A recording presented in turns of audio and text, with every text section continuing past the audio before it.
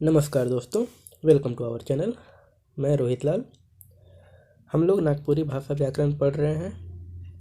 हम लोग आज इस वीडियो में सर्वनाम पढ़ेंगे। एग्जाम व्यू से ये वीडियो बहुत ही इम्पोर्टेंट है। इस टॉपिक पे एग्जाम में आपको 3 से 4 क्वेश्चन देखने को मिल सकते हैं। आइए शुरू करते हैं। नागपुरी चाहे किसी भी भाषा में व्याकरण के दृष्टिकोण से सर्वनाम का बहुत ही महत्वपूर्ण स्थान है। ठीक है, क्योंकि यह संज्ञा के जगह पे यूज होने वाला एक अति आवश्यक व्याकरणिक शब्द रूप। तो आइए हम लोग सर्वनाम को समझते हैं और इससे रिलेटेड सभी इम्पोर्टेंट तथ्यों को देखते हैं। सर्वनाम उके कहल जाला जे संज्ञा कर बदले में शब्द चाहे पद रूप में उपयोग करल जाला।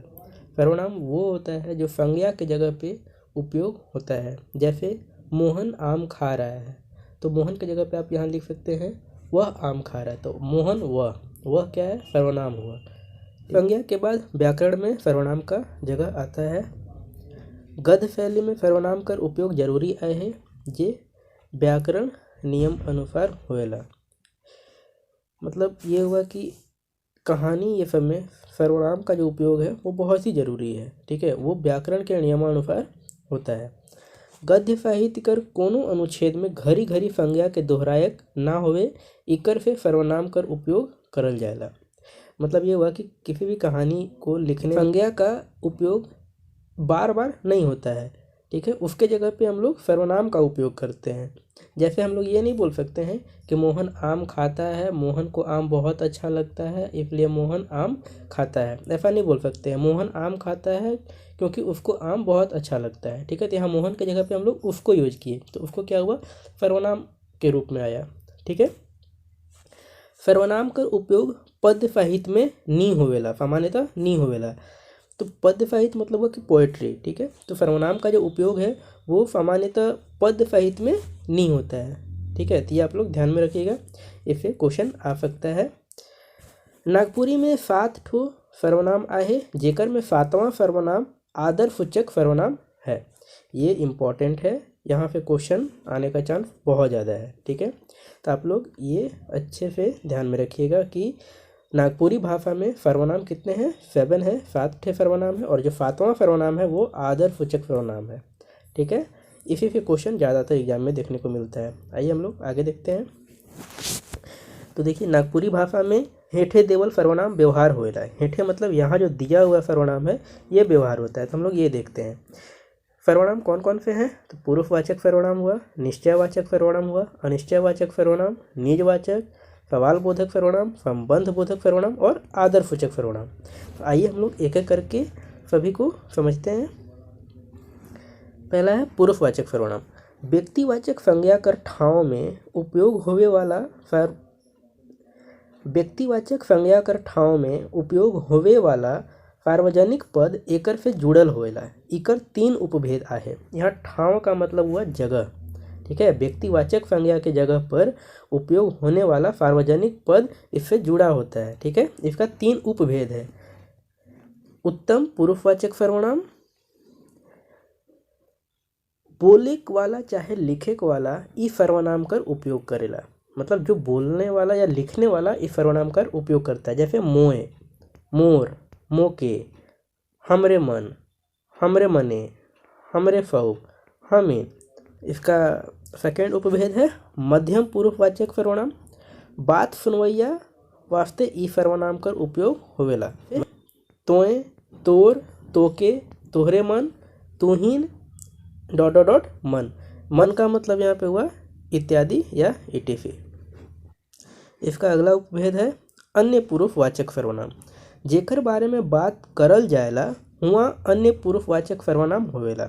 मतलब लोग जिसके बारे में बात कर रहे हैं उस जगह पे अन्य पूर्ववाचक सर्वनाम का यूज होता है। जैसे बड़ी ई, बड़ी ऊ, ईमन, ऊमन, ... इत्यादि। अब हम लोग देखते हैं दूसरा निश्चयवाचक सर्वनाम। जे सर्वनाम के कौनो आदमी, वस्तु, घटना मनक निश्चित रूप से बोध होएला वो निश्चयवाचक सर्वनाम होवेला। मतलब जिस भी आदमी, वस्तु या किसी घटना ये सब के बारे में जो निश्चित बोध हो, ठीक है, उसको हम लोग निश्चयवाचक सर्वनाम कहते हैं। जैसे एहे, ओहे, एदे, ओदे ... मन। यहाँ पे एहे का मतलब हुआ यही, ओहे का मतलब हुआ वही, एदे में भी यही और ओदे को भी वही बोलते हैं। आइए नेक्स्ट देखते हैं। नेक्स्ट है अनिश्चयवाचक सर्वनाम। जेकर से कौनो जीव चाहे वस्तु कर निश्चित रूप से बोध नहीं होवेला वो अनिश्चयवाचक सर्वनाम होवेला। जिस शब्द से किसी वस्तु का निश्चित रूप से बोध नहीं होता है वो अनिश्चयवाचक सर्वनाम कहलाता है। जैसे केव, कुछ, केखो, कोनो, डॉट डॉट डॉट मन, ये सब जो उदाहरण हैं ये अनिश्चयवाचक सर्वनाम के लिए उपयोग होते हैं। तो आप लोग ये सब उदाहरण ध्यान में रखिएगा, इसी से एग्जाम में क्वेश्चन आता है। नेक्स्ट है निजवाचक सर्वनाम। जे सर्वनाम कर व्यवहार खुद आपन लगिन होवेला वो निजवाचक सर्वनाम होवेला। जैसे आपने या आपने हैं, ठीक है। तो ये जो हुआ ये निजवाचक सर्वनाम के लिए यूज हो रहा है, जो अपने लिए यूज हो रहा है, मतलब खुद के लिए, ठीक है। नेक्स्ट देखिए, नेक्स्ट है सवाल बोधक सर्वनाम।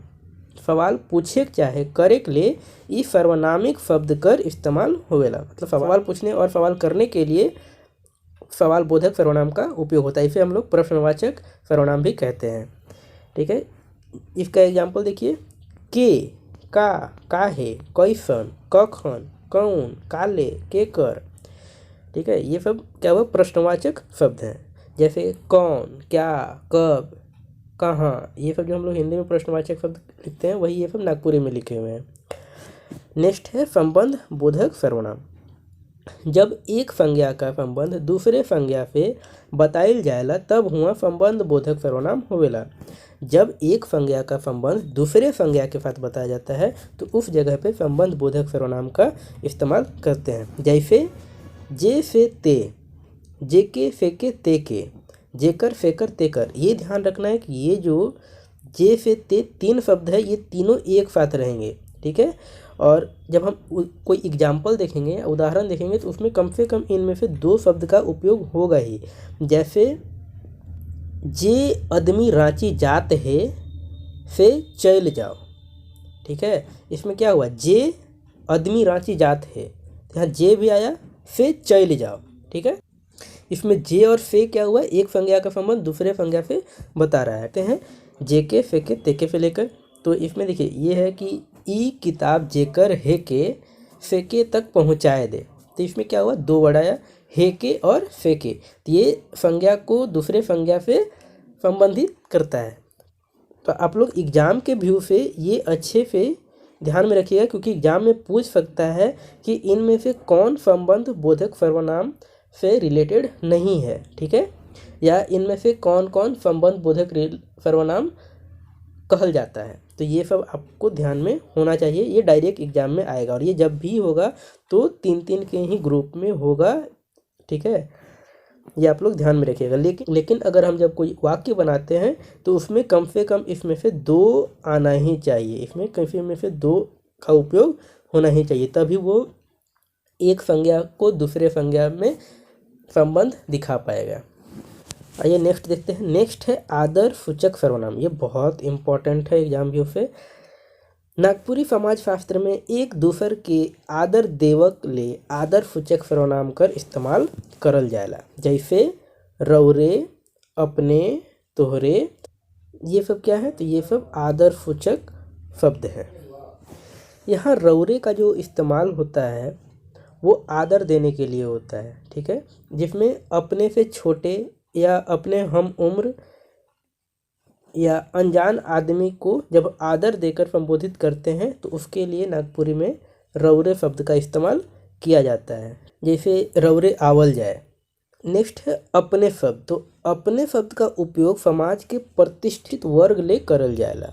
जैसे महाराजा, सरपंच, राजा, मुखिया, अफसर, महतो, नेता, गुरु, कलाकार, कवि, पुरोहित, सास ससुर, माई बाप, ये सब जितने भी प्रतिष्ठित वर्ग के लोग होते हैं उनको आदर सम्मान देने के लिए अपने शब्द का प्रयोग किया जाता है, ठीक है। जैसे इसका एग्जाम्पल हो सकता है अपने खाइल जाए, अपने खावे, अपने आवल जाए, ठीक है। तो यहाँ आप उनको आदर देके बोल रहे हैं कि आप आइए, आप खाइए, ठीक है। समाज कर जे वर्ग रौरे और अपने कर व्यवहार नहीं करेला उ वर्ग तोहरे आदर्शसूचक शब्द कर व्यवहार करेला। तो ये इम्पॉर्टेंट पॉइंट है। इसे क्वेश्चन आपको एग्जाम में आ सकता है कि समाज में जे वर्ग रवरे शब्द का इस्तेमाल नहीं करता है वो किस शब्द का इस्तेमाल करता है आदर देने के लिए, तो तोहरे शब्द का इस्तेमाल करता है। ठीक है। और अपने शब्द का इस्तेमाल जो है वो प्रतिष्ठित वर्ग के व्यक्तियों के लिए किया जाता है, जैसे महाराजा, सरपंच, राजा, मुखिया, ये सब जितने भी प्रतिष्ठित वर्ग के लोग होते हैं उनको आदर सम्मान देने के लिए अपने शब्द का प्रयोग किया जाता है। और जो रौरे शब्द होता है वो अपने हम उम्र या अपने से छोटे या किसी अनजान व्यक्ति को आदर सम्मान देने के लिए रौरे शब्द का इस्तेमाल किया जाता है। ठीक है। तो ये इम्पॉर्टेंट है, इसे एग्जाम में क्वेश्चन आपको आ सकता है, इसको अच्छे से मेमोराइज कर लीजिएगा, क्योंकि यही एक ऐसा टॉपिक है जिसमें से आप हमसे देखने को एग्जाम में मिल सकता है। आदर्शसूचक सर्वनाम कर तीनों पद कर व्यवहार में क्रिया रूप बदल जाएला चाहे प्रभावित होएला। ठीक है। जैसे हम अगर ये रौरे, अपने और तोहरे ये सब आदर सम्मान शब्द का उपयोग करते हैं तो उसमें जो क्रिया होता है, ठीक है, वो या तो चेंज हो जाता है या तो वो प्रभावित होता है। जैसे रौरे रांची चलूँ, अपने रांची चलो, तोहरे रांची चला।